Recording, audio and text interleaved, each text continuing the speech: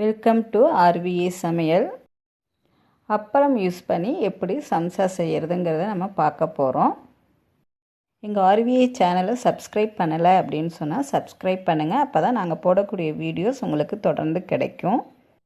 இப்போ வாங்க வீடியோக்குள்ளே போகலாம். இப்போ சம்சாவுக்கு தேவையான ஸ்டஃபிங் எப்படி செய்கிறதுங்கிறத பார்ப்போம். இப்போ அடுப்பை பற்ற வச்சு ஒரு கடாயில் கொஞ்சம் எண்ணெய் ஊற்றிங்க. நான் ஒரு 10 சம்சா செய்கிறதுக்கு நான் ஒரு 2 பெரிய வெங்காயம் கட் பண்ணி போட்டிருக்கேன். சின்ன சின்னதாக கட் பண்ணி போட்டுங்க. போட்டு நல்லா வதக்கணும். நான் சம்சாவில் ஸ்டஃப் பண்ணுறதுக்கு ஒன்லி ஆனியன் மட்டும்தான் எடுத்துருக்கேன். வெஜிடபிள்ஸ் வேறு எதுவும் எடுக்கலை. இப்போ பூண்டு சின்ன சின்னதாக கட் பண்ணி ஒரு 3 பல் போட்டிருக்கேன். இஞ்சி ஒரு சின்ன துண்டு சின்னதாக கட் பண்ணி போட்டிருக்கேன். போட்டு ரெண்டுத்தையும் வதக்கிறேன். ஸோ வெங்காயம் பூண்டு இஞ்சி நல்லா வதங்கினதுக்கு அப்புறம் நான் மசாலா சேர்க்க போகிறேன். ஸோ வதங்கட்டும்.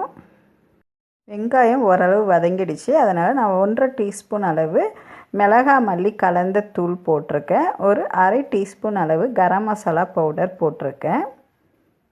சால்ட் தேவையான அளவு போட்டிருக்கேன். ஸோ நல்லா வதக்கணுங்க. வெங்காயம் நல்லா சுருண்டு வரணும். ஸோ அந்த அளவு வதக்குங்க. வெங்காயம் நல்லா வதங்கிடுச்சுங்க. நான் இந்த ஸ்டேஜில் வறுத்த பெருஞ்சீரக பவுடர் ஒரு 1/4 டீஸ்பூன் போடுறேன். ஸோ இந்த ஸ்டேஜில் அடுப்பை ஆஃப் பண்ணிவிடுங்க. ஆஃப் பண்ணிவிட்டு 1 டீஸ்பூன் அளவு லெமன் ஜூஸ் போட்டு கலந்துங்க. இதில் தக்காளி நான் போடலை. ஸோ அதுக்கு பதிலாக நான் லெமன் ஜூஸ் போட்டு கலக்கிறேன். வறுத்த பெருஞ்சீரக பவுடருங்கிறதால நான் ஃபைனல் ஸ்டேஜில் சேர்க்குறேன். அப்படி இல்லைன்னா நீங்கள் முன்னாடியே சேர்த்துக்கலாம். இப்போ கருவேப்பிலை சின்ன சின்னதாக கட் பண்ணி போட்டிருக்கேன். கொத்தமல்லி தழை சின்ன சின்னதாக கட் பண்ணி போட்டிருக்கேன். இது ரெண்டுமே எவ்வளோ தேவையோ அந்தளவு போட்டுங்க. நான் இது ஸ்டார்டிங் ஸ்டேஜில் போடல, ஃபைனலாக தான் போடுறேன். ஏன்னா எப்படியா இருந்தாலும் நம்ம இதை பொரிச்சு எடுக்க போகிறோம். அதுக்காக நான் ஃபைனல் ஸ்டேஜில் போட்டிருக்கேன்.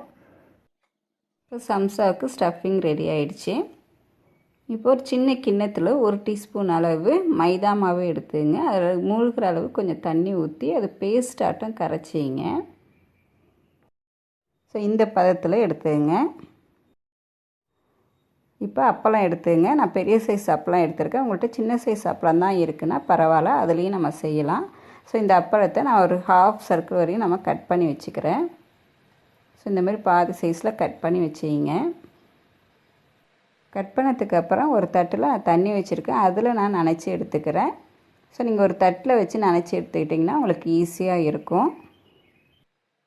இப்போ மைதா பேஸ்ட் எடுத்து நான் கட் பண்ண இடத்துல தடவிட்டு அப்பளத்தை சுற்றியும் நான் தடவுறேன். ஸோ அப்போ தான் நம்ம முக்கோண ஷேப்பில் மடிக்கிறப்ப இதை ஈஸியாக ஒட்ட முடியும்.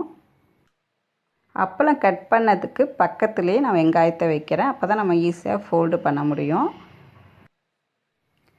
ஸோ இதை இப்போ எடுத்துங்க. கட் பண்ண இடத்துல உள்ள அந்த அப்பளத்தை எடுத்து அப்படியே முக்கோண ஷேப்பில் ஃபோல்டு பண்ணிங்க. ஸோ முக்கோண ஷேப் இந்தமாரி ஃபஸ்ட்டு முக்கோண ஷேப்பில் ஃபோல்டு பண்ணிவிட்டு அதுக்கப்புறம் சுற்றணும். ஸோ இதுமாரி சுற்றினோம்னா நமக்கு கோன் ஷேப்பில் இந்த அப்பளம் நமக்கு கிடச்சிடும். ஸோ இதுமாரி வந்துடுச்சு. இப்போ நமக்கு எக்ஸஸாக வெளியில் இருந்ததுன்னா அதெல்லாம் உள்ற தள்ளிட்டு இந்த அப்பளத்தை அப்படியே மடக்கிட வேண்டியது தான். ஸோ மடக்கி அப்படியே ஒட்டிடுங்க. நம்ம ஏற்கனவே பேஸ்ட்டு ஒட்டினதால் ஈஸியாக நமக்கு முக்கோணம் ரெடி ஆயிடுச்சு. ஸோ சம்சா ரெடி. ஸோ இதுமாரி நான் நிறைய செஞ்சு வச்சுருக்கேன். இந்தமாரி செஞ்சுங்க.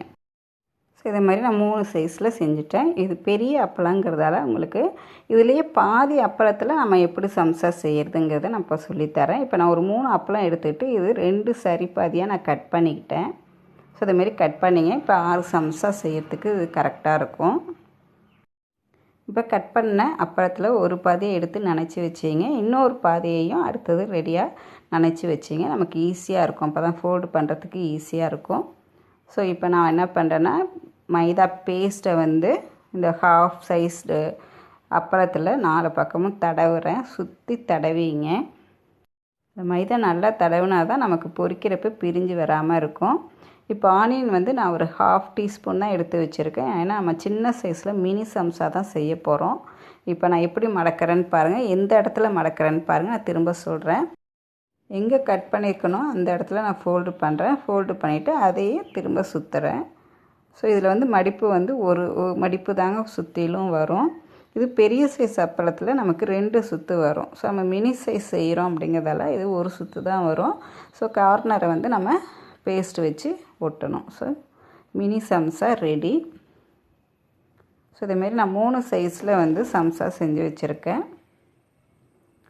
ஸோ இங்கே பாருங்கள், நான் கார்னர் வந்து மடக்காமையே ஒரு பெரிய சைஸில் ஒன்று செஞ்சு வச்சுருக்கேன். ஸோ இப்போ நான் எண்ணெயை காய வச்சு பொரிக்கிறேன்.